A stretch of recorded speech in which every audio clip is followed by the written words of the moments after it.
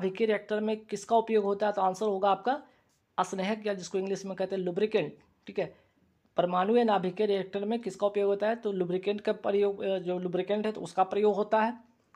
अस्नेहक के रूप में आपका होता है आपका ग्रेफाइट। ठीक है, अस्नेहक के रूप में किसका उपयोग होता है? आपका ग्रेफाइट का।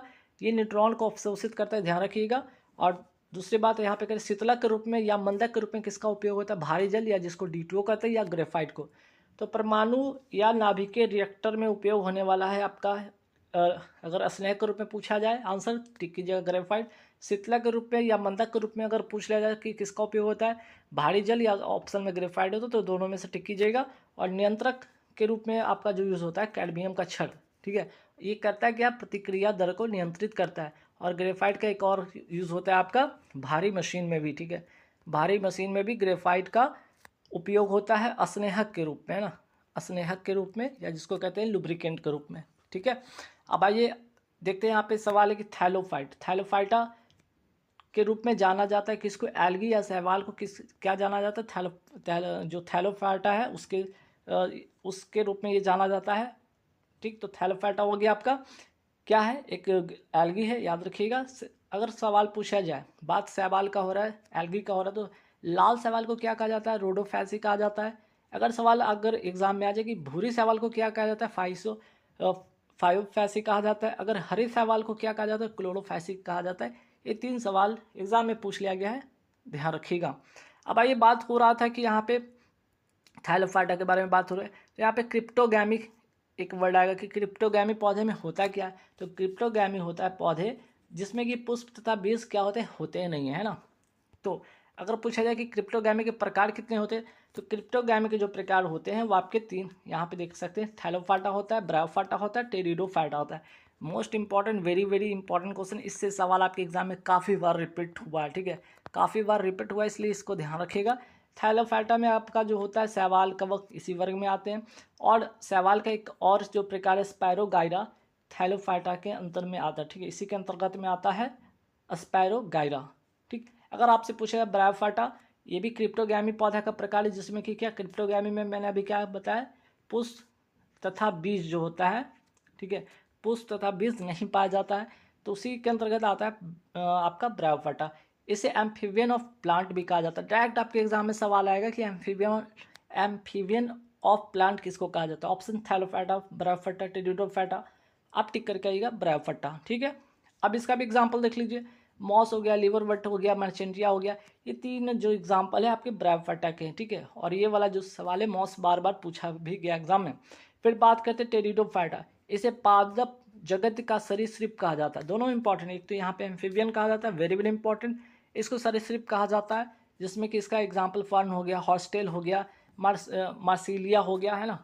चलिए फिर आगे बढ़ते सवाल पे कि अंतरिक्ष यात्री यान में किस प्रकार के शैवाल का उपयोग कर उगाकर किस प्रकार के शैवाल को उगाकर प्रोटीन युक्त भोजन, जल तथा ऑक्सीजन प्राप्त करता है? कोरेला हो गया। फिर बात करते हैं यहाँ पे पुष्पविद वर्ग में कौन कौन शामिल होते हैं, जिसको कहते हैं फेनोरोगैमी, जिसको कहते हैं। इसमें कौन कौन शामिल होते हैं? तो आपके इस वाले वर्ग में आपके शामिल होते हैं जिम्नोस्पर्म और एंजियोस्पर्म। ठीक है, ये भी वेरी वेरी इंपॉर्टेंट, इससे भी सवाल बहुत बार रिपीट हुआ है, इसलिए इसको ध्यान रखिएगा। जिम्नोस्पर्म में होता है क्या कि नग्न बीजी होते हैं, इसमें इसके जो प्लांट होते हैं, ठीक है, इसके प्लांट में जो होते हैं, ठीक है, इसके प्लांट में क्या होता है? फूल नहीं पाए जाते, इस तरह के इसके तने पे इस तरह के नग्न बीज की तरह दिखते हैं। ठीक है, इसमें जो भ्रूणपोष होता है निषेचन के बाद बनता है। पहला पॉइंट वेरी वेरी इंपॉर्टेंट कि भ्रूणपोष निषेचन फर्टिलाइजेशन के बाद बनता है। और ट्राइप्लॉइड जो होता है, ठीक है, ट्रिप्लॉइड से पॉलीप्लॉइड जो होती है इसकी विशेषता होती है ना, जो इसकी प्रकृति और ट्रिप्लॉइड से पॉलीप्लॉइड बनाने की इसकी प्रकृति होती है।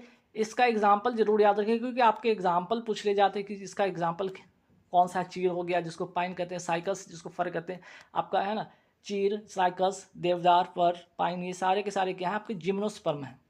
एंजियोस्पर्म की अगर मैं बात करूँ तो आवृत बीज, इसमें क्या होते हैं?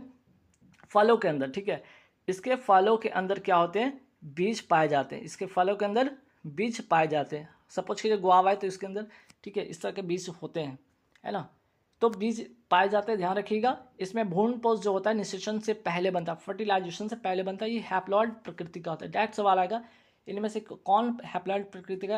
आंसर टिक करके आइएगा एंजियोस्पर्म।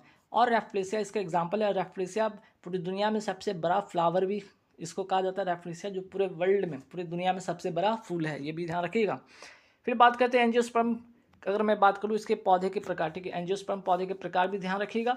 ये दो प्रकार के तो मोनोकॉट और डाइकॉट होते हैं। मोनोकॉट अगर मैं बात करूँ एंजियोस्पर्म में, अभी मैंने बताया एक होता है जिम्नोस्पर्म, एक होता है एंजियोस्पर्म। इसमें क्या होता है, बीज होते हैं, ठीक है, बीज फल के अंदर पाए जाते हैं, बीज फल के अंदर होते हैं। जैसे मोनोकॉट हो गया एक बीज पत्री जिसको कहते हैं, गेहूँ, चावल, मक्का, घास, ये सारे एग्जाम्पल है मोनोकॉट के। डाइकॉट के हैं आपके चना मटर सेम, ठीक है। फिर बात करते हैं कवक। जो कवक होता है उसकी कोशिका किसकी बनी होती है, काइटिन की बनी होती है। कवक के अध्ययन को क्या कहा जाता है, माइकोलॉजी कहा जाता है। और फंगी और एल्गी मिलकर बनते हैं लाइकेन, जो सजीवन के रूप में रहता है। वहीं बात करते हैं फंगी और रूट ऑफ हायर प्लांट्स का जो संबंध होता है, जिसको कहते हैं माइकोराइजा, ये भी सजीवन के रूप में काम करता है। माइकोराइजा किसकी जड़ों में पाया जाता है, पाइनस की जड़ों में पाया जाता है, ध्यान रखिएगा। कवक कैसा है, ठीक है, ये परपोषी है, मीन्स के दूसरे भोजन के लिए दूसरों पर आश्रित होता है, इसके कारण इसे परपोषी कहा जाता है। अगर पूछा जाए कि कवक के प्रकार में, अगर आपका सवाल अगर ऐसा पूछा जाए कि एक कोशिकीय जो होते हैं, एक कोशिकीय होते हैं, ईस्ट होते हैं, जिसको खमीर कहते हैं, ये एक कोशिकीय होता है। वे बात करते हैं मोल्ड्स हो गया, जिसको फफूंद कहते हैं, मशरूम हो गया, कोशिकीय होते हैं। कवक के प्रकार है एक कोशिकीय, बहुकोशिकीय में, एक कोशिकीय में आपका ईस्ट हो गया, बहुकोशिकीय में आपका मशरूम फफूंद हो गया। और मशरूम का एक प्रकार है ठीक है, एगैरिकस। एगैरिकस क्या है, ये भी मशरूम का प्रकार है, याद रखिएगा। जो है राइजोपोस, ठीक है, राइजोपस जो है ये क्या है, ये ब्रेड पर पाया जाना, ये भी कवक है। ये क्या है, राइजोपस क्या है, ये भी कवक है, जो कि ब्रेड पे पाया जाता है, याद रखिएगा, जब उस पर फंगस लग जाता है।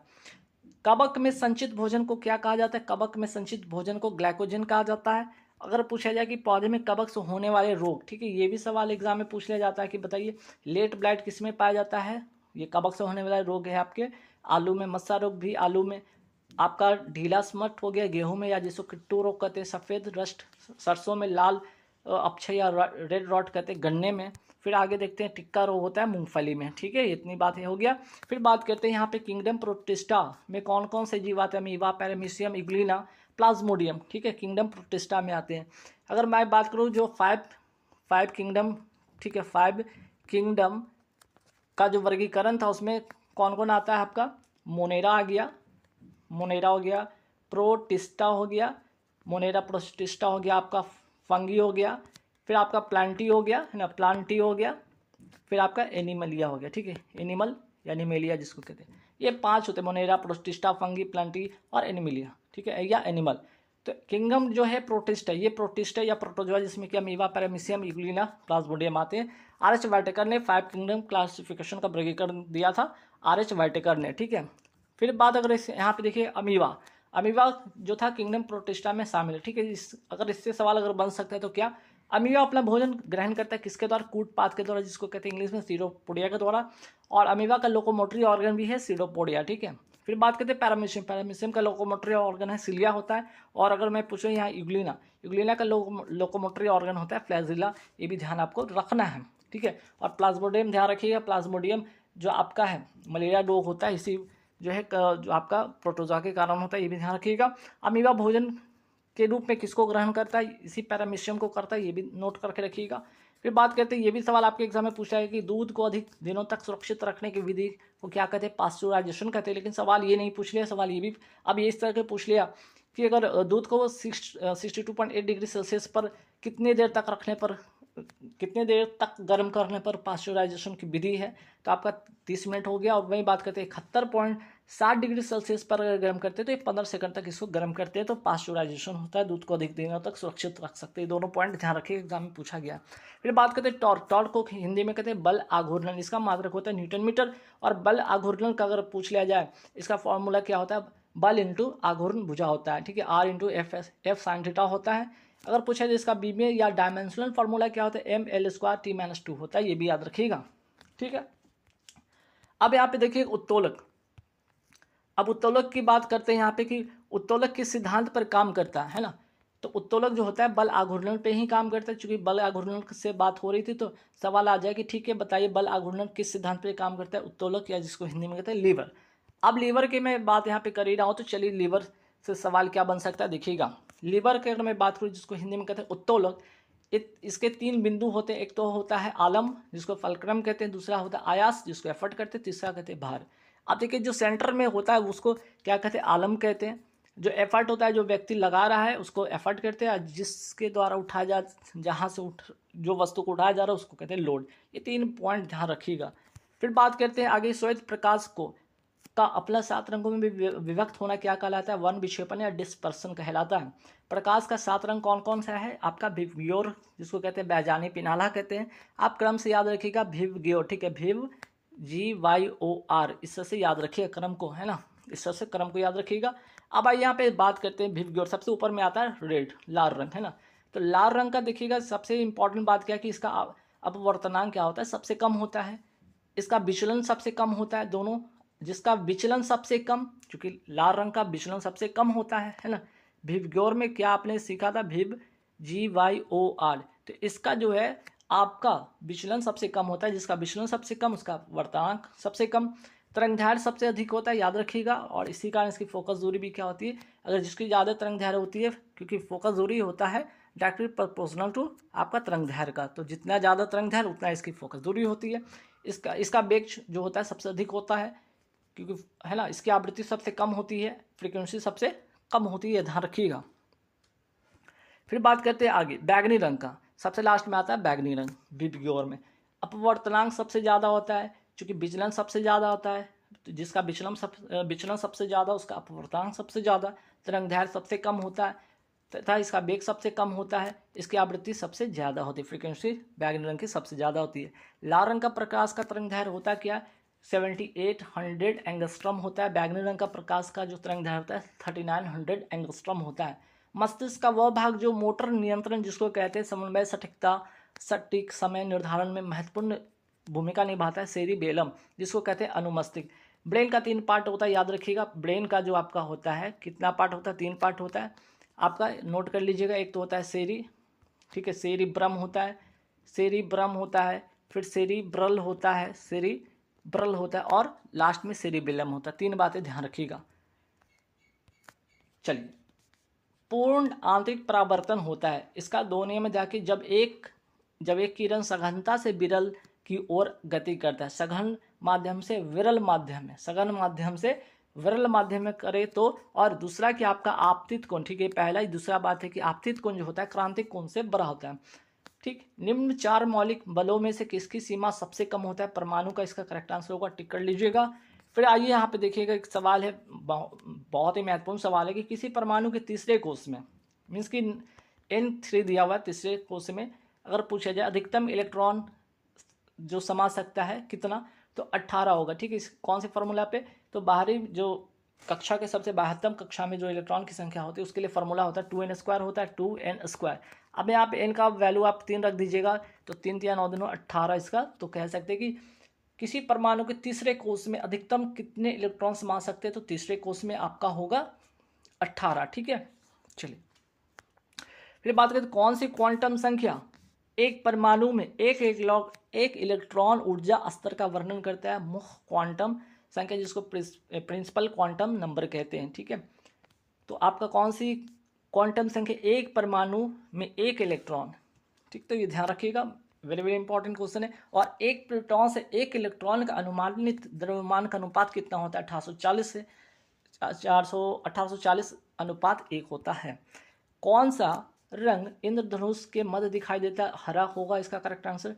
अगर मैं बात करूँ परावर्तन भी हो, पूर्ण आंतरिक परावर्तन भी हो और अपवर्तन भी हो, द्वारा वन विक्षेपण का उदाहरण है, सबसे अच्छा उदाहरण है आपका इंद्रधनुष, जिसमें कि परावर्तन भी होता है, पूर्ण आंतरिक परावर्तन भी होता है, अपवर्तन भी होता है। तीनों बातें इंद्रधनुष में होता है। अब आइए इंद्रधनुष के प्रकार पर अगर नजर डालें तो 2 प्रकार का, तो प्राथमिक इंद्रधनुष होता है, इसमें 2 बार अपवर्तन और 1 बार परावर्तन होता है। इसमें लाल रंग जो होता है बाहर की ओर, बैगनी रंग होता है अंदर की ओर होता है। वही बात करते हैं द्वितीयक इंद्रधनुष, इसमें 2 बार अपवर्तन 2 बार परावर्तन होता है। इसमें बाहर की ओर होता है बैगनी रंग और अंदर की ओर होता है लाल रंग होता है। प्राथमिक रंग कौन से रंग मिलकर बनता है? आपका लाल, हरा, नीला मिलकर आपका प्राथमिक रंग बनता है। फिर बात करते हैं न्यूटन की गति का तीसरा नियम किस बल पर लागू होता है? चुंबकीय बल पर लागू होता है, इलेक्ट्रिक बल पर भी लागू होता है, गुरुत्वाकर्षण बल पर भी लागू होता है। रात्रि दृष्टि उपकरण किस प्रकार के तरंग का उपयोग करता है? अवरक्त, जिसको कहते हैं इंफ्रारेड, ठीक है। वही बात करते हैं चश्मा बनाने के लिए ग्लास का उपयोग किया जाता है। किस ग्लास का उपयोग होता है? क्रूक ग्लास होता है, क्रूक ग्लास उसका उपयोग होता है। फिर बात करते हैं मेंडलीव की आवर्त सारणी की खोज के समय किस तत्व समूह की खोज नहीं हुई थी? वो था आपका उत्कृष्ट गैस नोबल गैस, अगर पूछा जाए कि ये नोबल गैस है क्या, तो उत्कृष्ट गैस आवर्त सारणी के समूह किस समूह में है, तो ये वर्ग 18 में है। मतलब helium, neon, argon, krypton, xenon, radon हो गया आपका वर्ग 8 में शामिल ये तत्व हैं। फिर बात करते हैं मेंडलीव के समय कितने तत्वों की खोज हुई थी, आपका 63 हुआ था। अब आइए विस्थापन अभिक्रिया, जैसे कि विस्थापन अभिक्रिया में क्या होता है, अगर इस का आपका दे देगा है ना, एक आपका रिएक्शन देगा जिसमें पूछा जाएगा कौन सी अभिक्रिया, तो ये विस्थापन अभिक्रिया इसमें होता है क्या कि अधिक क्रियाशील धातु, अगर कॉपर की मैं बात करूँ, लोहा में बात करूँ, तो सबसे अधिक क्रियाशील लोहा का है, तो सबसे अधिक क्रियाशील धातु कम क्रियाशील धातु को विस्थापित करेगा, कर खुद जुड़ जाता है ना। तो देखिए यहाँ कॉपर सल्फेट यहाँ लोहा है, ठीक है, ये क्या हुआ आयरन है, तो क्या हुआ है आपका ये जो अधिक क्रियाशील धातु है वो खुद जुड़ गया किससे, सल्फेट से, ठीक है, तो फिर सल्फेट बन गया और कॉपर को विस्थापित कर दिया, तो विस्थापन अभिक्रिया है। वही बात करते हैं यहाँ पे देखिएगा ZnS प्लस HCl, ठीक है, इसका रिएक्शन होने पर क्या होता है, ZnCl बनता है और H2S बनता है, तो ये कैसा है, द्वि विस्थापन अभिक्रिया, इसमें आयनों का विस्थापन होता है, ठीक है। फिर बात करते हैं कैल्शियम कार्बोनेट को गर्म करने पर क्या मिलेगा, कैल्शियम ऑक्साइड और कार्बन डाइऑक्साइड मिलता है, इस अभिक्रिया को कहते हैं अपघटन अभिक्रिया कहते हैं। ये अभिक्रिया कैसी अपघटन है, तो विस्थापन अभिक्रिया आपने यहाँ पे विस्थापन अभिक्रिया आपने देखा, ठीक है, ये हो गया, यहाँ पे द्वि विस्थापन अभिक्रिया देखा, यहाँ पे अपघटन अभिक्रिया देखा, और अब ये रेडॉक्स अभिक्रिया जिसको कहते हैं, जिसमें कि ऑक्सीकरण और अपकरण दोनों होता है। रेडॉक्स अभिक्रिया में ध्यान रखिएगा ऑक्सीकरण अपकरण दोनों होता है, इसे दोहरी अपघटन अभिक्रिया भी कहते हैं, ठीक है। तो आपका जो है यहाँ पे प्रकाश संश्लेषण सबसे अच्छा एग्जाम्पल इसका होगा, प्रकाश संश्लेषण है ना। प्रकाश संश्लेषण में होता क्या है, जब कार्बन डाइऑक्साइड जल, ठीक है, जब प्रकाश की उपस्थिति में, क्लोरोफिल की उपस्थिति में, जब पत्ती जो होता है पौधे की पत्ती जो अपने भोजन बनाता है कार्बन डाइऑक्साइड और H2O के उपस्थिति में, तो क्या बनाएगा यहाँ पे ग्लूकोज जल और आपका ऑक्सीजन बनाता है ना। चलिए फिर मैं बात करता हूँ, तो यहाँ तो हो गया। फिर बात हो रही ZnO को अगर कार्बन के साथ अभिक्रिया कराता है तो कराया जाए तो क्या बनता है, Zn+CO बनता है, इसका क्या होता है, तो इसमें पूछा गया है कि किसका अपचयन होगा, तो ZnO का अपचयन होगा, अपचयन मतलब रिडक्शन होगा, ठीक है, इसका रिडक्शन होगा ZnO का हो, ठीक। चलिए नेक्स्ट वाले पे आते हैं, क्षर चुंबक के भीतर चुंबकीय क्षेत्र रेखाओं की दिशा होती है क्या, दक्षिणी ध्रुव से उत्तरी ध्रुव की ओर होता है ना। फिर मैं बात करूँ यहाँ पे एक बल्ब की, वेरी वेरी इंपॉर्टेंट क्वेश्चन, देखिए यहाँ पे न्यूमेरिकल भी मैं लेकर आया इस वीडियो में, ये भी ध्यान रखिएगा। तो न्यूमेरिकल बेस से भी ये सवाल काफ़ी इंपॉर्टेंट बनेगा कि एक बल्ब का शक्ति है आपका 40 वाट, उसके द्वारा 100 सेकंड में व्यय की गई ऊर्जा क्या होता है, तो ऊर्जा के लिए फार्मूला होता है, 3 फार्मूला आप याद रखिए, P=VI होता है, दूसरा आप ऊर्जा के लिए एक और फार्मूला याद रखिएगा I²R होता है, और तीसरा याद रखिएगा P=V²/R, ये तीनों फार्मूला रामबाण है, रट के रखिए, कोई एक पर अप्लाई करने पर कोई ना कोई रिजल्ट आपको मिलेगा। तो ये देखिए ऊर्जा का यहाँ पे होगा फॉर्मूला होता है P=W/T होता है, तो हमें तो P मिला है, W निकालना है, T दिया हुआ है, तो यहाँ से क्या मिल जाएगा आपको, यहाँ से आपको W मिल जाएगा, कितना 4000 जूल इसका करेक्ट आंसर होगा। अब भाई धातु और धातु में आपने पढ़ा होगा कि धातु का अगर सवाल आ जाए कि धातु के गुण से रिलेटेड, जैसे कि ये बंध निर्माण के दौरान ये क्या करता है, इलेक्ट्रॉन त्याग करने की इसमें प्रवृत्ति हो, धातु में इसका ठीक अपोजिट होगा, आवर्त सारणी की बाईं ओर रखा जाता है, वो दाईं ओर रखा जाता है, इसकी जो प्रकृति में विद्युत धनात्मक होता है, और ये क्षारीय ऑक्साइड बनाती है, जबकि अधातु क्या होता है, अधातु जो होता है कैसा ऑक्साइड बनाता है, अम्लीय ऑक्साइड बनाता है ना, अम्लीय ऑक्साइड बनाता है, ठीक है, अधातु अम्लीय ऑक्साइड बनाता है और ये क्षारीय ऑक्साइड बनाता है। एक प्रतिबिंब, देखिए फिर से एक और न्यूमेरिकल मैं लेकर आया हूँ, यहाँ पे एक प्रतिबिंब का आवर्धन जो होता है +1.5 है, तो गोलीय दर्पण की वस्तु दूरी 30 सेंटीमीटर पर है, तो प्रतिबिंब कैसा बनेगा, आप 30 सेंटीमीटर पे कहाँ रखे तो पता नहीं। अब यहाँ पे जब हम फॉर्मूला यूज़ करेंगे M=, ठीक है, आवर्धन बराबर M= क्या होता है, -V/U होता है। अब यहाँ पे जब M का वैल्यू पुट करेंगे 1.5 दिया हुआ है, और यहाँ पे क्या करना है हमको, ये हो गया प्रतिबिंब दूरी, इसको कहते हैं, इसको वस्तु दूरी कहते हैं, तो -V तो निकालना, U आपका 30 है, जब आप इसको V का वैल्यू निकालेंगे है ना, जिसको कहते हैं प्रतिबिंब दूरी, तो 4.5 -4.5 जब माइनस आ जाएगा तो ये क्या होगा, दर्पण के पीछे 45 सेंटीमीटर की दूरी पर बनेगा, ठीक है। चलिए श्रेणी क्रम, फिर से एक और न्यूमेरिकल, श्रेणी क्रम संयोजित है जिसमें कि 6 ओम और 4 ओम के 2 प्रतिरोध 12 वोल्ट की एक बैटरी से संयोजित है, तो परिपथ में प्रभावी धारा ज्ञात करें। धारा आपसे पूछा है I बराबर क्या होगा, तो आपने पढ़ा होगा पहले तो आर जो होता है प्रतिरोध, अगर श्रेणी क्रम में पूछा जाए तो इसके फॉर्मूला होता है R=R1+R2 होता है। समांतर श्रेणी होता है 1/R=1/R1+1/R2 होता है। लेकिन श्रेणी अगर पूछ ले तो ये वाला फॉर्मूला लगाएंगे। अगर समांतर पूछ ले, ठीक है, चलिए लिख ही लीजिए, समांतर अगर पूछे तो क्या होगा 1=R=1/R1+1/R2। और ये जहाँ तक प्रतिरोध का वैल्यू दिया है यहाँ से R निकाल सकते हैं ना, यहाँ से आप R निकाल सकते हैं। तो हमें श्रेणी पूछा तो ये वाला फार्मूला पे यूज़ करेंगे।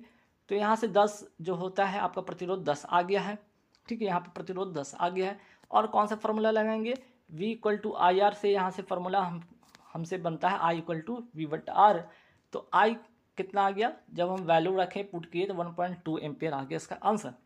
अब भाई जुरेंस का नियम किसको कहते हैं, जुरेंस का नियम क्या है, केस नली में द्रव की ऊंचाई केस नली की त्रिज्या की व्युत्क्रमानुपाती होता है। मीन्स कि जितना छोटा उसकी त्रिज्या होगी उसकी उतना ही ऊपर तक पानी चढ़ेगा ना। केस नली का ये अगर बात करें इसका, ठीक है, रेडियस जितना कम होगा पानी उतना ही ऊपर तक चढ़ेगा। मीन्स की हाइट जो होता है इनवर्सली प्रोपोर्शनल टू जो होता है किसका होता है 1/R, अर्थात जो होगा आपका जो देख रहे हैं, अगर रेडियस कम होगा तो हाइट ज़्यादा होगा, है ना, रेडियस कम तो हाइट ज़्यादा, रेडियस ज़्यादा तो हाइट कम, है ना। तो रेडियस जितना कम होगा, अगर केस में जितना ज़्यादा बड़ा होगा इसकी रेडियस, पानी कम ऊपर तक चढ़ेगा, ठीक है। चलिए अब बात करते हैं राइबोसोम। राइबोसोम्स किसका बना होता है, प्रोटीन प्लस RNA का बना होता है, और इसका दूसरा नाम है पैलेट कण।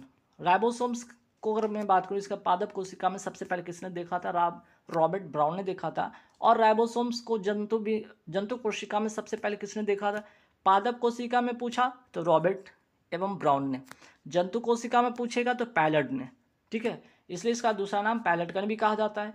कोशिका का सबसे छोटा कोशिकांग किसको कहा जाता है, राइबोसोम्स को ही कहा जाता है। और इसका काम क्या, प्रोटीन संश्लेषण का काम है, ठीक है। चलिए अब बात करते हैं, आर्द्रता बढ़ जाएगी वातावरण में तो ध्वनि की चाल क्या होगा, बढ़ जाएगा, है ना। आर्द्रता बढ़ेगी तो क्या है कि सिंपल सी बात है, जो वायु है आसपास वो क्या होगी, वो उसमें क्या होगा, कमी होगा, जिसके कारण से वो क्या होगा, वहाँ पे जो साउंड है वो क्या होगा, स्पीड उसकी ज़्यादा होगी। तो ध्वनि की चाल बड़ी आर्द्रता बढ़ने पर, है ना, आर्द्रता बढ़ने पर देखिए आर्द्रता बढ़ेगी तो आज जाहिर है कि वायु का जो है कमी होगा, तो जिसके कारण ध्वनि की चाल बढ़ेगी। तापमान बढ़ने पर ध्वनि की चाल भी बढ़ेगा, कि तापमान जब बढ़ेगा तो जो वायु है वो गर्म होकर ऊपर उठेगा और ध्वनि की स्पीड बढ़ जाएगी। फिर बात करते हैं लेंस की फोकस दूरी जो होती है, लेंस की फोकस दूरी होती है डायरेक्टली जो प्रोपोर्शनल होता है प्रकाश के तरंग दैर्घ्य के। मीन्स की फोकस दूरी डायरेक्टली प्रोपोर्शनल होता है वेवलेंथ के। अगर वेवलेंथ तरंग दैर्घ्य जितना ज़्यादा, फोकस दूरी उतना ही ज़्यादा होता है ना, ठीक है। और उत्तल लेंस की फोकस दूरी अधिकतम होती है लाल रंग के लिए, भी ध्यान रखिएगा। लाल रंग के प्रकाश का तरंग दैर्घ्य होता है 7800 एंगस्ट्रॉम होता है, ठीक है। और वही मैं बात करूँ यहाँ पे बैगनी रंग का जो होता है प्रकाश का तरंग दैर्घ्य होता है 3900 एंगस्ट्रॉम होता है। फिर मैं बात करूँ भारी मशीनों में स्नेह के रूप में किसका उपयोग होता है, ग्रेफाइट का। स्पंज है क्या, तो ये एक प्रकार का जीव है। संघ पोरीफेरा में ये आता है, ये भी नोट कर लीजिएगा। वायुमंडलीय तापन का मुख्य कारण क्या है, तो इसका वायुमंडल जो होता है तापन का मुख्य कारण होता है आपका किसकी वृद्धि, तो CO2 की वृद्धि होती है। ध्वनि को आंखों के रूप में प्रयोग करने वाला प्राणी क्या, चमगादड़ होता है। जो कौन सा वेव का यूज करता है, अल्ट्रासोनिक का, पराध्वनिक का, ठीक है। एक तो होता है 3 प्रकार का जिसमें 20,000, ठीक है, 20,000 हर्ट्ज से ऊपर की ये होता है आपका, इसकी जो होती है इसके ऊपर जो सुनने वाले प्राणी होते हैं उसको कहते हैं, वो आते हैं उसमें चमगादड़ आते हैं आपके 20,000 हर्ट्ज से ऊपर जो साउंड जो होता है वो सुन सकते हैं ना, जिसको कहते हैं अल्ट्रासोनिक वेव। लैंप की बत्ती में तेल ऊपर चढ़ता है किसके कारण, कोशिकीय क्रिया परिघटना के कारण, है ना, कैपिलरी एक्शन के कारण, कैपिलरी एक्शन के कारण होता है, ठीक। अभी मैंने इसका एग्जाम्पल बताया था कि जो आपका हाइट होगा वो किसके डायरेक्टली इन्वर्सली प्रोपोर्शनल होगा, हाइट जो होगा इन्वर्सली प्रोपोर्शनल होगा रेडियस के, ठीक है। चलिए फिर बात करते हैं वायुमंडल में प्रकाश का विसरण किसके कारण होता है, विसरण पूछे तो धूलकण के कारण होता है। अब आइए फिर से एक महत्वपूर्ण वेरी इंपॉर्टेंट आपका न्यूमेरिकल देख लीजिएगा। 220 वोल्ट पर एक विद्युत 220 वोल्ट पर किस विद्युत बल्ब के तंतु में 0.2 एम्पियर धारा 10 मिनट तक बहती है, तो इसमें कितनी विद्युत ऊर्जा व्यय होगी। फिर से ऊर्जा का सवाल आया, मैंने अभी फार्मूला भी बताया था। एक होता है P = W/TB होता है फार्मूला, है ना। तो P = W/T भी होता है, P बराबर VI भी होता है, P बराबर I² R भी होता है और P बराबर V²/R होता है। ये फार्मूला रट लीजिएगा। सारे के सारे फार्मूला साइंस में न्यूमेरिकल के लिए काफ़ी इंपॉर्टेंट होता है, ये इतना कर लीजिएगा, आपका कोई भी न्यूमेरिकल छूटेगा ही नहीं। चलिए, तो P = W/T होता है और W यहाँ से निकलेगा तो क्या P, अगर यहाँ से W निकालेंगे तो जाहिर से कि P × T हो जाएगा।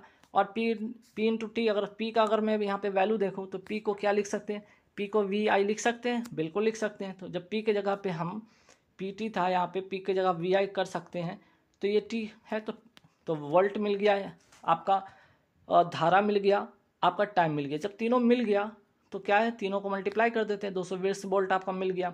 एम्पियर आई आपका यहाँ से मिल ही गया। टाइम यहाँ पे 10 मिनट है तो मिनट को सेकंड में कन्वर्ट करने के लिए 60 से गुना कर दीजिए। तो कुल मिलाकर जो आएगा आंसर आपका, इसका आंसर जो आएगा यहाँ पे 26,400 जूल आएगा, है ना। ध्यान रखिए, मिनट को आप क्या करिएगा, सेकंड में कन्वर्ट कर लीजिएगा, 10 × 60 करके, है ना, उसी को यहाँ पे लिखा गया है। चलिए नेक्स्ट सवाल पे थे कि अब आइए हैलोजन ग्रुप में क्या था, फक्कल बड़ी होता है, फ्लोरीन, क्लोरीन, ब्रोमीन, आयोडीन। तो देखिएगा ये हैलोजन ग्रुप में आता है, याद रखिए हैलोजन ग्रुप में आता है। तो किस हैलोजन तत्व की विद्युत ऋणात्मकता सबसे अधिक होती है, फ्लोरीन की, और सर्वाधिक क्रियाशील हैलोजन भी होता है फ्लोरीन, ये वाला, ठीक है। लेकिन सबसे अधिक इलेक्ट्रॉन जो होता है, इलेक्ट्रॉन बंधुता सबसे अधिक किसकी होती है, क्लोरीन की होती है, ये भी नोट कर लीजिएगा। चलिए, आवर्त के किस समूह का गलनांक निम्न होता है, तो निष्क्रिय गैस जो होता है, जो कि आपके वर्ग 18 या 8A में आता है, जैसे helium, neon, argon, krypton, xenon, रेनॉन, ऑग्नेशियम हो गया आपका। आवर्त सारणी के किस समूह का गलनांक उच्च होता है, तो आपका होता है वर्ग आपका 4 या 14, वर्ग 14, जिसमें कि आपका कार्बन, सिलिकॉन, जर्मेनियम, ये सारे आते हैं, टीन, लेड सब आते हैं, ठीक है। चलिए, सबसे भारी नोबेल गैस कौन सा है, रेडॉन है। यह वायुमंडल में नहीं पाया जाता, याद रखिएगा, ये वायुमंडल में नहीं पाया जाता, ये पृथ्वी के क्रस्ट में पाया जाता है। जब भूकंप आता है तो इसका रिसाव होता है, कौन सी गैस की रिसाव होती है, इसी रेडॉन की गैस की रिसाव होती है। और इसका उपयोग रेडियोथेरेपी में, एक्सरे मशीन में भी इसका उपयोग होता है। अब बात करते हैं स्ट्रेंजर गैस किसे कहा जाता है, जेनॉन को कहा जाता है। इसका उपयोग एनेस्थीसिया में भी होता है, इसका उपयोग फ्लैश लाइट में भी होता है। फिर बात करते हैं क्रिप्टॉन गैस का उपयोग फ्लैश लाइट, मोबाइल में भी होता है। नियॉन गैस का उपयोग कहाँ होता है, डेंजर सिग्नल, जैसे रेड सिग्नल होता है उसमें होता है, एडवर्टाइजमेंट बोर्ड में होता है, फ्लोरोसेंट ट्यूब में होता है, बैकन्स लाइट में होता है। आर्गन का उपयोग कहाँ होता है, इलेक्ट्रिक बल्ब हो गया, वेल्डिंग गैस होती है, फ्लोरोसेंट ट्यूब में भी होता है, ठीक। चलिए, नोबेल गैस होते हैं, कैसे होते हैं, ये मोनो एटॉमिक होते हैं, में से एक परमाणु वाले होते हैं ना, एक परमाणु वाले होते हैं, ठीक है। फिर बात करते हैं कार्बन डाइऑक्साइड जल में घुलकर कौन सा अम्ल देता है, कार्बन डाइऑक्साइड जल में घुलकर कौन सा अम्ल देता है, तो आपका होता है आपका कार्बनिक अम्ल या डाइहाइड्रोजन कार्बोनेट देता है। एक अणु ग्लूकोज के पूर्ण ऑक्सीकरण से क्या प्राप्त होता है, 38 ATP, 38 अणु ATP होता है, ये भी याद रखिएगा, सवाल ये भी सवाल पूछा गया है।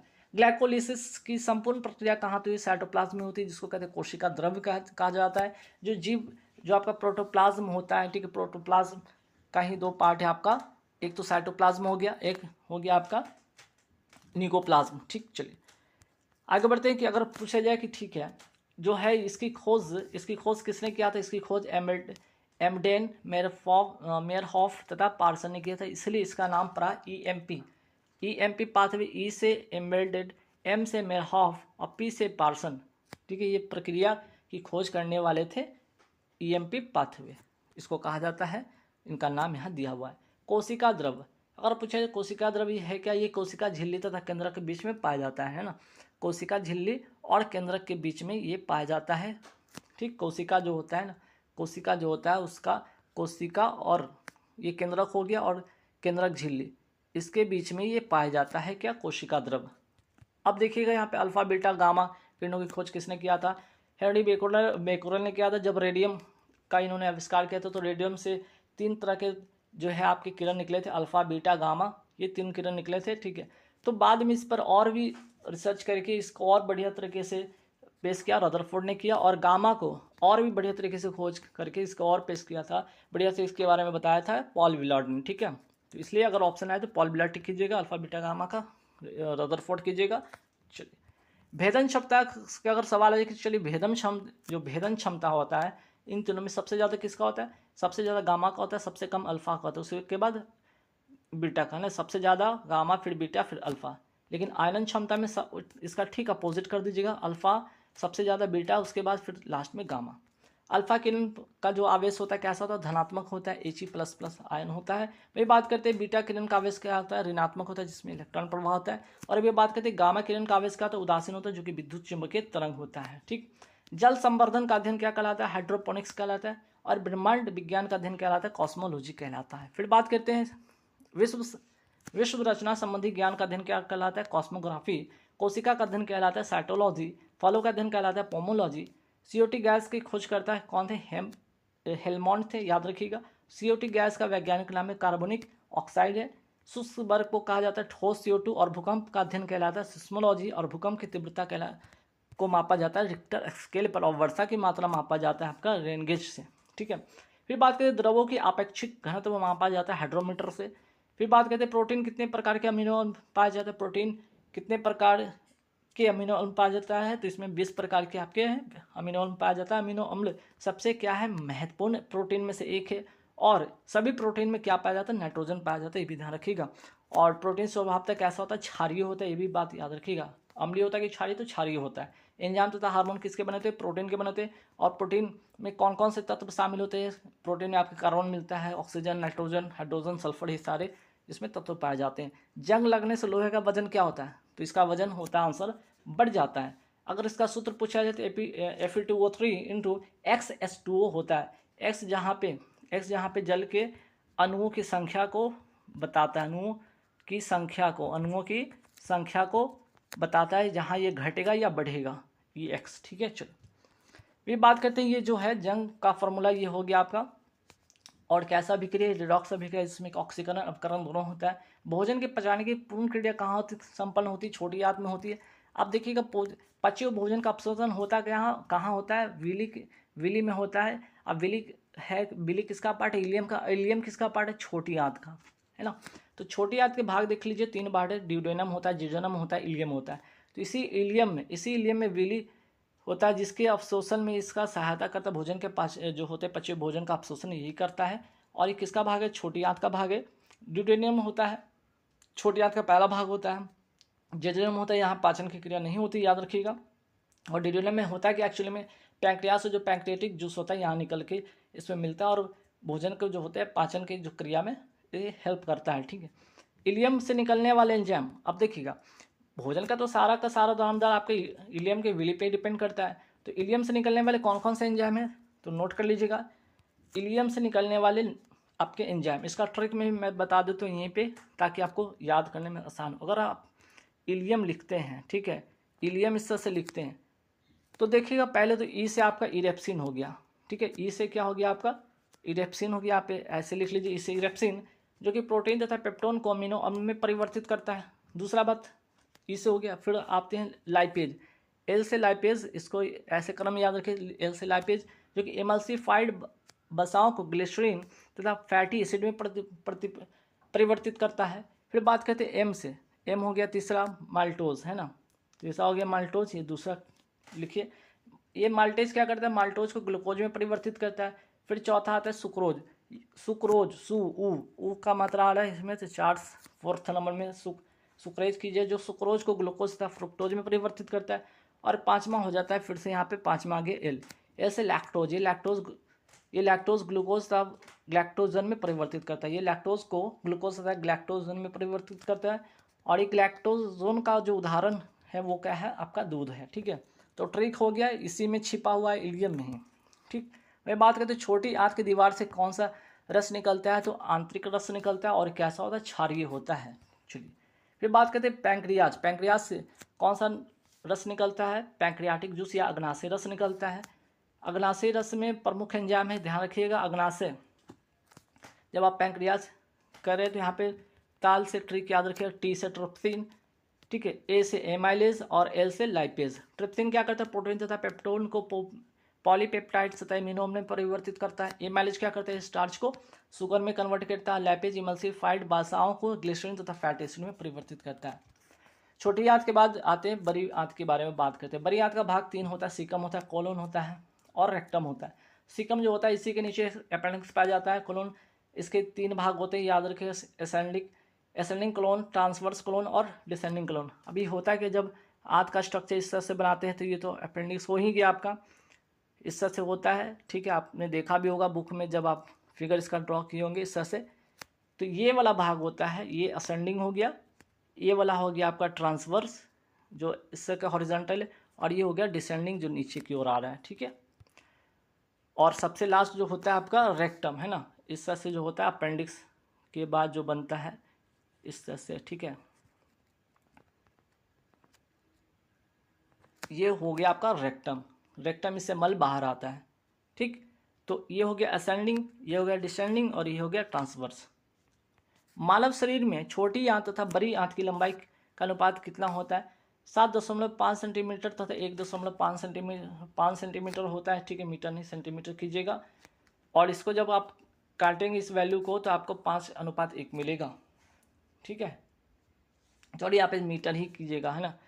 इसको 7.5 मीटर अनुपात 1.5 मीटर कीजिएगा, सेंटीमीटर नहीं मीटर कीजिएगा, ठीक है। जब इसको काटिएगा 5 बन जाए 15 एकम 15 15 25 75, तो 5:1 मिलेगा।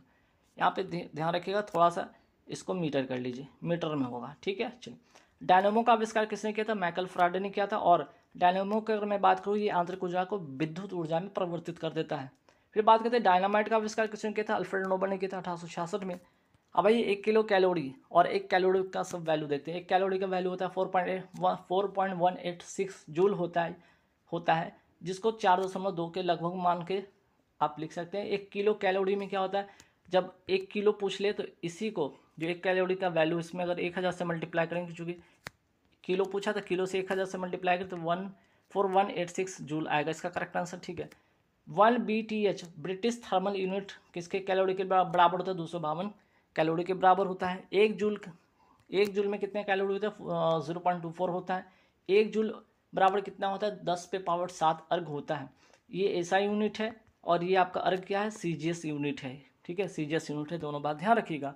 नाभिकीय ऊर्जा का मात्रक क्या होता है? 1.6 × 10⁻−19 जूल होता है।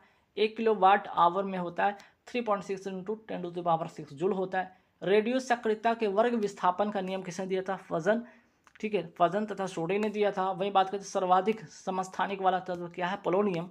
और रेडियम तथा पोलोनियम की खोज किया किसने था? आपके मैडम क्यूरी ने किया था। और कार्बोहाइड्रेट का कौन सा प्रकार हमारे भोजन का मुख्य घटक है? वो है आपका स्टार्च। तो गाइस, जैसा मैंने बताया था 100